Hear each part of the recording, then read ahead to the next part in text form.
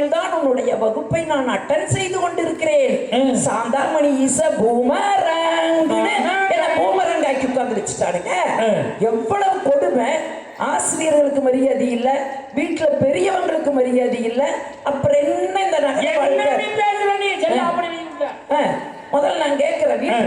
அன்னைக்கெல்லாம் நடுவர் அவர்களே, வீட்டில் இருக்கிறவங்களுக்கு வாய்க்கு ருசியா என்ன பிடிக்கும், எது பிடிக்கும்? பாரதிதாசன் சொன்ன மாதிரி கொண்டவனுக்கு எது பிடிக்கும், குழந்தைகள் எது விரும்பும், தண்டூண்டி நடக்கும் மாமன் மாமிக்கு தக்கது எதுன்னு சொல்லி பார்த்து பார்த்து சோறாக்குறது கிராம வாழ்க்கைங்க. இன்னைக்கு சோறாக்குறீங்களாமா? அப்படி கேளுங்க. சொல்லு, சோறாக்குறைய நான் கேட்கிறேன். மாசத்துல 31 நாள் இந்த அம்மா மேடைக்கு வந்துருது. வீட்டுல இருந்தாலும் நடுவர் அவர்களே சோறு கிடையாது, எல்லாம் குக் பண்றது இல்ல, புக் பண்ணி சாப்பிட்டு உட்கார்ந்துட்டு இருக்குதுங்க. ஒருத்தன் அலுவலகத்திலிருந்து வந்தா, பசிக்குதுமா அப்படின்னா உடனே அந்த அம்மா சொல்லிச்சு, சாரி சாரி நான் ஒர்க் ஃப்ரம் ஹோம் செஞ்சுட்டு இருந்தேன்னா அதனால சமைக்கல, ஒன்லி 10 minutes இருங்கன்னு. இவன் சொன்னா சரி ஏதோ உப்புமா கீது செஞ்சு போடுமோன்னு நினைச்சிட்டு, ஏமா நான் எப்பவும் போல வழக்கமா கடையில் போய் சாப்பிட்றேன், வேண்டாம் வேண்டாம் ஒரு 10 நிமிஷம் இருங்க வர்றேன்ட்டு அந்த அம்மா ஓடிச்சு. சரி ஏதோ உப்புமா செஞ்சு போடுவான்னு பார்த்துட்டு இருந்தா, துணியை மாத்திட்டு வந்து வாங்க 2 பேரும் ஹோட்டலுக்கு போலான்னு. இன்னைக்கு சோறே ஆக்குறது இல்லையே. நான் கேட்கிற நடுவர் அவர்களே, அன்னைக்கெல்லாம் குடும்பத்துக்காக கிராம வாழ்க்கையில நாங்க அர்ப்பணிச்சுக்கிட்டு வாழ்ந்துட்டு இருந்தோம். இன்னைக்கு அந்த அர்ப்பணிப்புங்கிறதே இல்லையே. ஒண்ணு இல்லைங்க நடுவர் அவர்களே, வீட்டுல ஒரு பெரியவங்க இருந்தாங்கன்னு வைங்க. என் வீட்டுல என் அப்பதான் கிளம்பி இருந்தா. அவன் ஒரு வார்த்தை சொன்னா, வெள்ளிக்கிழமை வெள்ளிக்கிழமை துர்க்கை அம்மனுக்கு போய் எலுமிச்சம்பழத்தை அறுத்து ராகு காலத்துல நெய் தீபம் போடு, நல்ல புருஷன் வருவா அப்படின்னு எங்க அப்பதான் கிளம்பி சொன்னான். நடுவர்களே, நீங்க நம்ப மாட்டீங்க, ஒவ்வொரு வெள்ளிக்கிழமைக்கு துர்க்கை அம்மன் கோயிலுக்கு போய் எலுமிச்சம்பழத்தை அறுத்து புழிஞ்சு நெய் தீபம் போட்டு ராகு காலத்துல நல்ல புருஷன் வரணும்னு விளக்கு போட்டேன். ஒரு நாள் திடீர்னு வந்து சொன்னாங்க, உன்னை பொண்ணு பார்க்க வர்றாங்கன்னு சொன்னாங்க. சொல்லும் போது மனசுக்குள்ள ஒரு பயம் இருந்தாலும் ஒரு அச்சம். அந்த ஆணழகன், அந்த பேரழகன், அந்த பௌர்ணமி நிலா எப்படி இருக்கு எப்படி இருக்கு, ஒரு ஏக்க நடுவர் அவர்களே. ஆமா, ஏன்னா நானும் பெண் தானே. அந்த நாள் வருது, பட்டாளமா வர்றாங்க. இதுல எது என் மாப்பிள்ளைன்னு தெரியல. அப்பதான் அப்பதான் அப்பதான் அப்பதான் இதுல எது என் மாப்பிள்ளை. அப்பதான் சொன்னாங்க, அங்க பாரு உனக்கு பப்பரக்கான்னு உட்கார்ந்து இருக்குது பாரு, அதான் உன்ற மாப்பிள்ளை. நடுவர்களே, நிமிந்து பார்க்க முடியல. ஏன் அச்சம் மடம் நானும் பயர்ப்பு, ஏன்னா கிராம பெண் இல்லையா, நிமிந்து பார்க்க முடியல. அப்படியே ஓரக்கண்ணால பாக்குற, இதயத்துக்குள்ள ஒரு இடி விழுகுது. அது பௌர்ணமி நிலாவா இருக்குன்னு நினைச்ச 13 அமாவாசைய வடிகட்டின ஒரு கலரு. ஐயோ அப்பத்தா, இந்த கருவாயன நான் கட்ட மாட்டேன் அப்பத்தா. ஏன் அப்பத்தா ஒரு வார்த்தை சொன்னா, 1000 பொய் சொல்லி கல்யாணம் பண்ணிட்டு இருக்கிறாங்க, நீயே கொப்பம் கௌரவமா பொழைச்சிருக்கிற, சபையில அவனுக்குன்னு ஏதாச்சும் ஒரு தலைகுனிவை ஏற்படுத்தினேன் வையே, ஆற்றி தலைய அவளேன்ற தலையை பிடிச்சு ஆட்டி விட்டா. பொண்ணு சம்மதிச்சாச்சு சம்மதிச்சாச்சு, கல்யாணம் முடிஞ்சது நடுவர் அவர்களே. அந்த வீட்டுக்கு போன இதை விட பேரிடி. அன்னைக்கெல்லாம் பரம்பரையை வச்சுதான் பொண்ணு கொடுப்பாங்க. என்னைக்கு உங்களுக்கு நகர வாழ்க்கை வந்ததோ இன்னைக்கு எத்தனை கணக்கு பாக்குறீங்க நான் கேட்கிறேன். ஒரு பெண்ணு கண்டிஷன் போடுறா நடுவர் அவர்களே, 5 லட்சம் சம்பாத்தியம் இருக்கணுமா, 4 சக்கர வண்டி இருக்கணுமா, 3 பெட்ரூம் இருக்கணுமா, புருஷன் பொண்டாட்டின்னு 2 பேர் தான் இருக்கணுமா, ஒத்த பயலும் கூட அந்த வீட்டுக்குள்ள இருக்க கூடாதுன்னு சொல்லி இன்னைக்கு நகர வாழ்க்கையில நீங்க சொல்றீங்கல்ல, அன்னைக்கு அப்படி இல்லை நடுவர் அவர்களே. பரம்பரையை வச்சுதான் பொண்ணு கொடுப்பாங்க. எங்க பரம்பரை என்ன பரம்பரை தெரியுமா? புலி அடிச்சு பொழைச்ச பரம்பரை. நாங்க என்ன நினைச்சோம், இதுக்கு துப்பாக்கி எடுத்துட்டு போய் காட்டுல வேட்டையாடி பொழைச்ச பரம்பரைன்னு நினைச்சோம். எங்களுக்கு அப்புறம் தான் தெரிஞ்சது, இதுக்கு அங்கெல்லாம் போய் வேட்டையாடுல, ரோட்டோரம் இருக்கிற புளிய மரத்துல எல்லாம் புளியங்காய் அடிச்சிருக்குதுன்னு நான் ஓடி வந்து சொல்றேன். அப்பதான் அப்பதா பொய் சொல்லிட்டாங்க, அப்பதா பொய் சொல்லிட்டாங்க. அப்பதா எங்க அப்பதா ஒரு வார்த்தை சொல்றேன், 1000 பொய் சொல்லி கல்யாணம் பண்ண சொன்னாங்க, அவங்க ஒரு பொய் தானே சொன்னாங்க, போ அனுசரிச்சு வாழு. போயாச்சு நடுவர் அவர்களே. இதை விட கொடுமை என்ன தெரியுங்களா? தூங்கும் போது 1.5 HP மோட்டரோட சத்தம், கொரட்ட சத்தம், அந்த வீட்டுல தூங்க முடியல. ஐயோ அப்பத்தா அந்த வீட்டுக்கு நான் போக மாட்டேன்னு அப்பத்தா கொரட்டையை விடுறாரு. அப்பத்தா எங்க அப்பத்தா ஒரு வார்த்தை சொன்னா, நீ அவங்கதான் தெய்வம், அந்த வீடுதான் உனக்கு கோயில், லாபமோ நஷ்டமோ அனுசரிச்சு வாழுன்னு அன்னைக்கு முடிக்க விட்டா. யோசிச்சு பாருங்க, அன்னைக்கு குரட்ட சத்தம் கேட்டா தூக்கம் வரலன்னு சொன்ன சாந்தாமணி இன்னைக்கு குரட்ட சத்தம் கேட்கலினா தூக்கம் வரலங்கிற அளவுக்கு எங்களை நாங்கள் மாற்றி கொண்டு இருக்கிறதை கிராமத்திலேயா நகரத்திலேயான்னு கேட்கிறேன். கிராமத்துல இல்ல. ஏன் இதை ஆணித்தரமா சொல்றேன் தெரியுமா? 6 மாசத்துக்கு முன்னாடி என் மாப்பிள்ளை எனக்கு ஒரு மெசேஜ் அடிக்கிறாரு. அத்தை, உங்க ப்ராடக்ட் ஒழுங்காகவே வேலை செய்வதில்லை. யாரு? என் மகன். ஒழுங்காகவே வேலை செய்வதில்லைன்னு ஒரு மெசேஜ். நான் பார்த்தேன் இது ஏதோ கோக்குமாக்கு ஆகுதுன்னு. மாப்பிள்ள, அந்த ப்ராடக்ட் உங்களுக்கு சேல் பண்ணி பல வருஷம் ஆயிடுச்சு, வாரண்டி பீரியட் தீர்ந்து போச்சு. அந்த ப்ராடக்ட் ஒழுங்கா வேலை செய்யலினா இந்த கம்பெனி பொறுப்பேற்காதுன்னு சொல்லி நான் ஒரு மெசேஜ் அடிச்சு விடுறேன்னா இன்னைக்கு அந்த நகர வாழ்க்கை எப்படி இருக்குதுன்னு பாத்தீங்களா? நான் ஒண்ணு கேட்கிற நடுவர் அவர்களே, வாழ்க்கைனா என்ன? நீங்க எங்க காலத்துக்கு வாங்க, எங்க கிராமத்துக்கு வாங்க, இதுக்கு இணையா நீங்க நகரத்துக்கு ஒண்ணு சொல்ல முடியுமா? வாழ்க்கைனா என்னன்னு சொன்னாங்கல்ல, சாப்பிடுறியா தம்பி? சாப்பிடு சாப்பிடு சாப்பிடு. என்ன தெரியுமா வாழ்க்கைனா? ஆஹா நம்ம ஆசை நிறைவேறுமா, இந்த வாழ்க்கை இன்னைக்கு இருக்கான்னு இல்ல இல்ல. அப்புறம் எப்படி அந்த வாழ்க்கை மகிழ்ச்சி மனநிறைவு தரும்? நான் கேட்கிறேன். காசு வாங்குறதா பேசலாமா? ரெண்டு பிஸ்கெட் ஒண்ணா கூட அங்கிட்டு உட்கார்ந்துருக்க நீ. நடுவர் அவர்களே விட்டு இதுல எனக்கு சசிகலா பேசுனதுல ரொம்ப வருத்தமான செய்தி என்ன தெரியுங்களா? அன்னைக்கெல்லாம் பாட்டிக கிராமத்துல ஜாக்கெட்டே போட மாட்டாங்க அப்படின்னு சொல்லி பாருங்க. இந்த 2 பேரும் ஜாக்கெட் போடாம வந்து உட்கார்ந்து இருக்கிறீங்களான்னு கேட்டுச்சுல அந்த புள்ள. நடுவர்களே, அன்னைக்கு என் பாட்டி எங்க அப்பத்தா எல்லாம் ஜாக்கெட் போடல, ஆனா பண்பாடு மாறாமல் வாழ்ந்தாங்க இல்லைங்களா? ஒரு அசிங்கமாவது அந்த கிராமத்துல நடந்துச்சாமா? அப்படி கேளுங்க. நடந்துச்சாமா? நான் கேட்கிறேன். இப்ப நீயே சொல்ற ஆசிட் கலாச்சாரத்தை நீயே பேசிட்டு போற. ஒரு புள்ள போய் ஆசிட் அடிச்சுட்டாங்க, எல்லாம் உருகி போச்சு, இனி அடிக்க கூடாதுன்னு சட்டம் போடுங்கன்னு சொல்றாங்க. நீ சொல்லிட்டு போற. நடுவர் அவர்களை நான் வருத்தத்தோடு சொல்றேன், காலங்காலமாக நம்ம நிலாவை காட்டிதான் பிள்ளைகளுக்கு சோறு ஊட்டிட்டு இருந்தோம். என்ன சொல்லி கொடுத்தோம்? வானமும் தூரம் இல்லை, வாழ்க்கையும் பாரம் இல்லைங்கிறத பிள்ளைகளுக்கு நம்ம சொல்லி கொடுத்தோங்க. இன்னைக்கு நிலாவை காட்டி சோறு ஊட்டுறீங்களா? மணி இதை விட கொடுமை என்ன தெரியுங்களா? நம்ம காலத்துல சொன்னாங்க நிலாவுல பாட்டி வடை சுடுறா, பாட்டி வடை சுடுறான்னு சொல்லி கொடுத்தாங்க. நடுவரவர்களே, இன்னைக்கு அந்த பாட்டியை மட்டும் இந்த காலத்துல ஏன் விட்டு வச்சிருக்கிறான்னு தெரியுமா? டிரான்ஸ்போர்ட் பிரச்சனை. நடுவரவர்களே, அங்க நிலாவுக்கு போறதுக்கு டிரான்ஸ்போர்ட் இருந்ததுன்னு வைங்க, அங்க பாட்டியும் போய் கற்பழிச்சிருப்பாங்க. என்னமா மாத்திட்டு இருக்கிறீங்க? இன்னைக்கெல்லாம் செல்போனை காட்டி சோறு ஊட்டிட்டு இருக்கிறீங்க. செல்போன் காட்டினால வீட்டுல பார்த்துட்டு தாங்க இருக்கிற, செல்போனை காட்டி ஊட்டுறீங்க. அது என்ன திங்குதுன்னே தெரியாம குழந்தை தின்னுட்டு இருக்குது. சில நேரத்துல பெனாயில கொடுத்தாலும் கூட குடிக்கும் போல இருக்குது. என்ன கொடுமைங்க வந்து இதுக்கு வக்காலத்து வாங்கிட்டு 2 பேர் பேசுறாங்க. சரி, இது குழந்தைகளுக்கு அப்படின்னா நிறைய வீடுகள்ல பெரியவங்களே டிவி பார்த்துட்டு சாப்பிடுறாங்க. நடுவர் அவர்களே திருமூலர் ரொம்ப அழகா சொன்னாரு, அங்கங்க என்னன்மை பார்த்திருந்து உண்மைன்னு ஒரு வார்த்தையை போட்டார். என்ன தெரியுமா?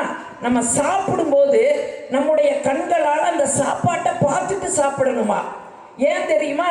நம்ம கண்ணுக்கு ஒரு காந்த ஒளி இருக்குதா, அந்த காந்த ஒளி சாப்பாட்டுல பட்டு அதை சாப்பிட்டோம்னா எளிதில் ஜீரணமாகுமாமா. நடுவர் அவர்களே, நான் சொல்ல திருமூலர் சொல்லியிருக்காரு. உங்க எல்லாருக்கும் சந்தேகம் வரலாம், அது எப்படி கண்ணுக்கு காந்த ஒளி வருதுன்னு. மகாபாரதம் எல்லாரும் படிச்சிருக்கிறீங்க. கணவன் காணாத உலகத்தை நான் பார்க்க மாட்டேன்னு சொல்லி காந்தாரி கண்களை கட்டிட்டா. குருச்சேத்திர போர் நடுவர் அவர்களே, கௌரவர்கள் அத்தனை பேரை இழந்தா. கடைசிக்கு துரியோதனையாவது காப்பாத்தோன்னு நினைச்ச அந்த காந்தாரி துரியோதனனை கூப்பிட்டா. துரியோதனா, அதிகாலையில ஆத்துல குளிச்சுட்டு ஆடையே இல்லாம முன்னால வந்து நில்லு, என் கண் கட்ட அவிழ்ப்ப. ஏன்னா இத்தனை வருஷம் என் கண்ணை நான் கட்டி இருந்ததுல அந்த காந்த பவர் உடம்பு முழுவதும் பட்டுச்சுன்னா உன்னைய எங்க அடிச்சாலும் உனக்கு மரணம் இல்லடா, போய் ஆத்துல குளிச்சுட்டு அதிகாலையில 3 நாள் ஆடை இல்லாம வந்து நில்லுன்னு சொன்னா. துரியோதனன் அதே மாதிரி போய் ஆத்துல குளிச்சுட்டு ஆடையே இல்லாம அம்மா முன்னாடி நிக்கலான்னு வரும் பொழுது நம்ம கண்ணன் விடுவானா? மரத்து மேல வந்து உட்கார்ந்துட்டு துரியோதனனை பார்த்து கேட்டா, துரியோதனா என்ன இப்படியே அம்மா முன்னாடி போக போறையான்னு கேட்டா. துரியோதனன் சொன்னா, இல்ல அம்மா வர சொல்லி இருக்காங்க, அவங்க காந்த ஒளி என் உடம்பு முழுவதும் படணும்னு சொல்லி இருக்காங்க. அப்ப கண்ணன் சொன்னா, துரியா, உன்னை குழந்தையில அம்மா பார்க்கறதுக்கும் இப்ப உன்னை அம்மா பார்க்கறதுக்கு வித்தியாசம் இருக்குதா இல்லையான்னு தான் கேட்டா. அவனுக்கு வெக்கம் வந்துடுச்சு. பக்கத்தில் இருக்கிற வாழை இலை எடுத்து துரியோதனன் இடுப்புல கட்டிட்டா. அப்ப அம்மா முன்னாடி வந்து நின்னா. அம்மா கேட்டா, மகனே நான் சொன்ன மாதிரி நீ வந்திருக்கிறையான்னு கேட்டா. வந்திருக்கிற தாயேன்னு சொன்னா. அந்த கண்கட்ட அவிழ்த்தா. அந்த உச்சி முதல் உள்ளங்கால் வரை நடுவர் அவர்களே அந்த பார்வை ஒளிய செலுத்தினா. அவன் உடம்புல எல்லா இடத்துலயும் ஒளி பட்டுது, இடுப்புல மட்டும் படல. தப்பு செஞ்சிட்டியே மகனேன்னு சொன்னா.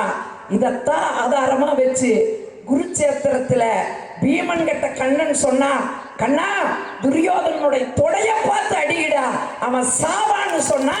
இப்ப நம்புறீங்களா? அந்த கண்ணுக்கு ஒரு காந்த ஒளி இருக்குதுங்க. எல்லாம் டிவி பார்த்துட்டு சாப்பிட்டு உட்கார்ந்துட்டு இருக்கிறோம். எங்க ஊர்ல நடுவர் அவர்களே பெண்கள் எல்லாம் சேர்ந்து ஒரு திருடனை பிடிச்சிட்டாங்க. போலீஸ்காரருக்கு ஒரே வியப்பு. மா எப்படிமா பிடிச்சீங்க திருடனே? சார் பின்னாடி வழியில பைப்புல ஏறி இருக்கிற நாங்க பார்க்கல. சரி எப்ப பார்த்தீங்க? இருங்க சார், எட்டி உள்ள குதிச்சிருக்கிறா, நாங்க பார்க்கல. சரி எப்பதான் பிடிச்சீங்க? இருங்க சார், பீரோவை திறந்திருக்கிறா, அப்ப பிடிச்சீங்களா? இல்ல சார். நகையெல்லாம் எடுத்திருக்கிறா, அப்ப பிடிச்சீங்களாமா? அட இல்ல சார், சொல்ல விடுங்க சார். பசிக்குதுன்னு போய் 4 தோசை சுட்டு சாப்பிட்டு இருக்கிறான் சார். சரி அப்பவாவது பிடிச்சீங்களா? அப்பவும் பிடிக்கல. நாங்க பார்த்துட்டு இருக்கிற டிவிய வந்து தூக்குனா பாருங்க, கரெக்டா கேட்ச் பிடிச்சிட்டோம் நாங்க.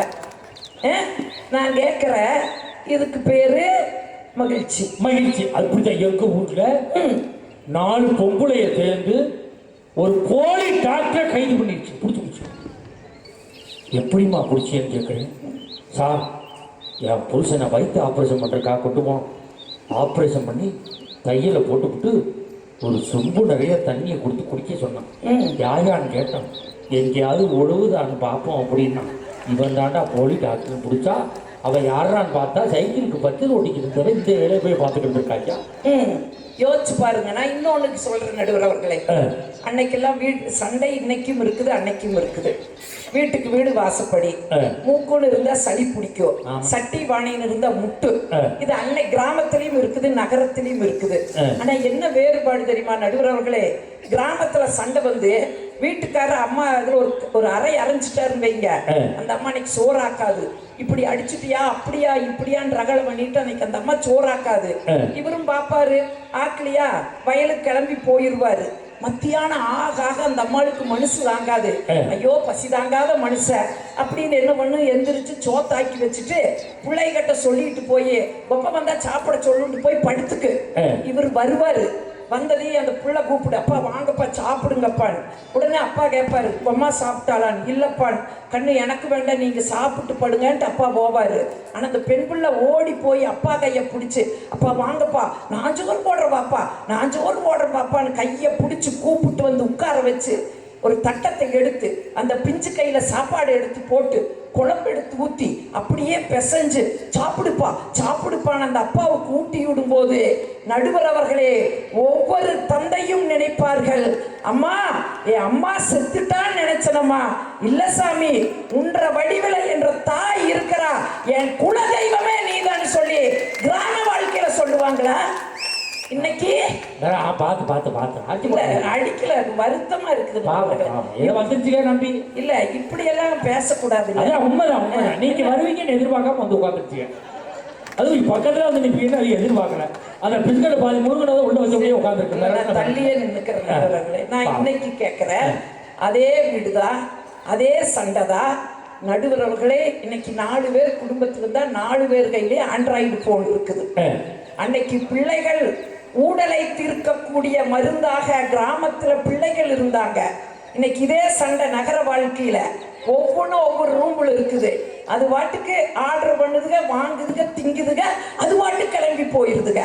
அப்பனாத்தா சண்டை முத்தி போய் இன்னைக்கு ஒரு வருத்தமான செய்தியை பதிவு பண்ற 65% குடும்ப நீதிமன்றங்களிலே விவாகரத்து கேட்டு வழக்கு நிலுவையில் இருக்குதுன்னா அன்னைக்கு குடும்ப நீதிமன்றம் இருந்துச்சாயா நான் கேட்கிறேன்.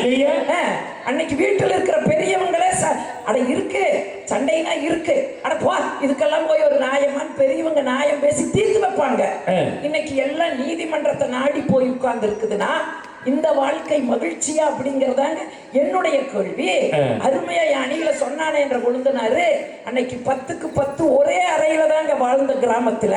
கிராமங்கள தனியறை கிடையாது. 10க்கு 10 ஒரே அறையில 10 பிள்ளைய பாட்டி பெத்தான் நாங்க பெருமைப்பட்டோம். ஆனா இன்னைக்கு ஒத்த பிள்ளைக்கு வழி இல்லாம பெர்டிலைசர்ல போய் புக் பண்ணிட்டு காத்துட்டு இருக்கிற நகர வாழ்க்கை, இது என்ன வாழ்க்கை நான் கேட்கிறேன் சொல்லுங்க. நான் ஒண்ணு கேட்கிறேன் நடுவர் அவர்களே, 40 வருஷத்துக்கு முன்னாடி ஆடு குட்டி போட்டுது, மாடு கன்று ஈன்றது, மனுஷி சுகப்பிரசவமாச்சு மனுஷிக்கு. இப்ப 4 வருஷத்துக்கு முன்னாடி வாங்க, அதே ஆடு குட்டி தான் போடுது, மாடு கன்று தான் ஈனுது, ஆனா மனுஷிக்கு மட்டும் சுகப்பிரசவமா இல்லையா? என்னது சிசேரியன்? சிசேரியன் பேசுனாங்கல்ல அணியில, லட்சம் செலவு பண்ணி சிசேரியன் சொன்னா என்ன காரணம்? அன்னைக்கு கிராமத்துல வந்து பாருங்க, குனிஞ்சு நிமிர்ந்து வீடு கூட்டணும், குப்பைய பெருக்கணும், வீட்டுக்குள்ள குப்பையும் இல்ல, எங்களுக்கு தொப்பையும் இல்லாம இருந்துச்சு. இன்னைக்கு எல்லாம் வேக்யூம் கிளீனர் வாங்கி வச்சுக்கிட்டு உடம்பு அசையாம வேலை செஞ்சுக்கிட்டு கடைசியில ஆட்டுக்கல் கிடையாது, அம்மி, நிறைய அடையாளங்களை இழந்திருக்கிற நடுவர் அவர்களே இந்த நகர வாழ்க்கையில. கிராமத்துல வந்து பாருங்க, இன்னைக்கும் கிணறு இருக்கு. என் வீட்டுல இன்னைக்கு கிணறு இருக்குது நடுவர் அவர்களே. நீங்க எல்லாருமே ஒரு வருத்தத்துல எப்பவுமே கேட்பாங்க, நீ மாமனை கூட்டு வர்றது இல்லக்கா, மாமனை கூப்பிட்டு வர்றத பழனி சொன்னா பாருங்க, புருஷனை திட்டி திட்டியே 3 வீடு கட்டுச்சுன்னு. ஆமாங்க, 3 வீடு கட்டுன கிராமத்துல எல்லாம் இதுகளை எல்லாம் கூப்பிட்ட கிரகப்பிரவேசத்துக்கு வந்துச்சு. இதுக்கெல்லாம் பழனி வந்தா குடு குடு குடுன்னு மாடி ஏறுனா, போனா 4 இட்லி தின்னா, 3 பூரி தின்னா, ஒரு வடைய தின்னா, பொங்கலை தின்னா, காப்பிய குடிச்சா, கட கட கட கட கடன்னு இறங்கி வந்தா. கேட்டா, அக்கா பேசி பேசியே வீட்டை கட்டிட்டியான்னு கேட்டா. பேசி பேசி இல்லடா, சிமெண்ட்டை பூசி பூசி கட்டினேன். எந்த சிமெண்ட்ல பூசினியக்கான்னு கேட்டா. ஒரு சிமெண்ட் பேரத்தான் சொன்ன நடுவர் அவர்களே. ஐயோ, அந்த சிமெண்ட்லயா வீடு கட்டுன? மௌலி வாக்கத்துல 11 அடுக்கு மாடி கட்டடம் இடிஞ்சு விழுந்தது இந்த சிமெண்ட்னாலதான் சொல்லிட்டு வந்துட்டான் பாவி பையன். இன்னைக்கு அந்த வீட்டுக்குள்ள நான் போகலீங்க. நகர வாழ்க்கை இந்த லட்சணத்துல இருக்குது. ஆனா மாமா இருக்காரு அந்த வீட்டுல. நாங்க தான் இங்கே போகலையே, வீட்டுக்குள்ளேயே போகலையே, வந்ததுக்கெல்லாம் தின்னுட்டு ஆப்படிச்சுட்டு வந்துடுதுங்க. குசலம் பேசுங்க, புரளி பேசுங்க நகரம். ஆனா கிராமத்துல நீங்க ஒண்ணு சொன்னாங்க பாருங்க, 10 நாள் கல்யாணம் பண்ணுவாங்க. அதுதாங்க கிராமம். ஒருத்தர் வீட்டுல கல்யாணம்னா முதலால எதை எடுத்து போடுவாங்க தெரியுமா? அருகாமனை எடுத்து வைப்பாங்க. அவங்கவங்க வீட்டுல என்ன விளைஞ்சதோ அதையெல்லாம் வண்டியில எடுத்து போட்டு வந்து 1 வாரம் தன் வீட்டு கல்யாணமா கிராமமே கொண்டாடுமே, அது மகிழ்ச்சியா? இன்னைக்கு என்ன பண்றீங்க நடுவர் அவர்களே? 1 மணி நேரம் பர்மிஷன், 1/2 மணி நேரம் ரிசப்ஷன், முடிஞ்சதுங்க கதை. இன்னைக்கு மண்டபம் கிடைச்சாதான் முகூர்த்த தேதியை புக் பண்றீங்க. அது உண்மை. எவ்வளவு அசிங்கது! அன்னைக்கெல்லாம் கிராமம் கூடி என் வீட்டு கல்யாணம், என் வீட்டு கல்யாணம்னு சொல்லி சேர்ந்து பண்ணுனாங்க. இன்னைக்கு இன்னொரு பண்பாடு மாறி போய் தொலைஞ்சிருக்குதுங்க. அன்னைக்கெல்லாம் திருமணம் தாலி கட்டாம மாப்பிள்ளை பொண்ணு சேர்ந்து நிக்க மாட்டாங்க. அது உண்மை. கல்யாணமாகிய என் பாட்டு சொல்லுவா, உங்க ஐய முகத்தை பாக்குறதுக்கு 3 வருஷம் ஆச்சு, 3 வருஷம் ஆச்சும்பா. இடையில எங்க அப்பனும் பெரியப்பனும் பிறந்துட்டாங்க. அது என்னவோ சித்தம், அதெல்லாம் விடுங்க, அதெல்லாம் பேசக்கூடாது. ஆனா பெருமையா எங்க அப்பதான் சொல்லுவா, ஒய்யனை பாக்குறதுக்கு 3 வருஷம் ஆச்சுன்னு. இன்னைக்கு நாளைக்கு தான் முகூர்த்தம்னா இப்ப கொண்டு வந்து 2 பேர்த்தையும் நிறுத்திடுறாங்க. இது பண்பாடு. இதுக்கு பண்பாட்டை பத்தி பேசுதுங்க. பண்பாடு தாலி கட்டி ஊராரெல்லாம் வந்து வாழ்த்தணும், நல்லா இருங்கன்னு வாழ்த்தணும். அதுதாங்க திருமணம். இங்க கொண்டு வந்து முதல் நாளே நிறுத்திட்டு 2 ஜோடியா நின்றுட்டு எத்தனை கல்யாணம் நடக்காம போயிருக்கு தெரியுங்களா? மேடையிலேயே கல்யாணம் நின்று இருக்கு தெரியுமா?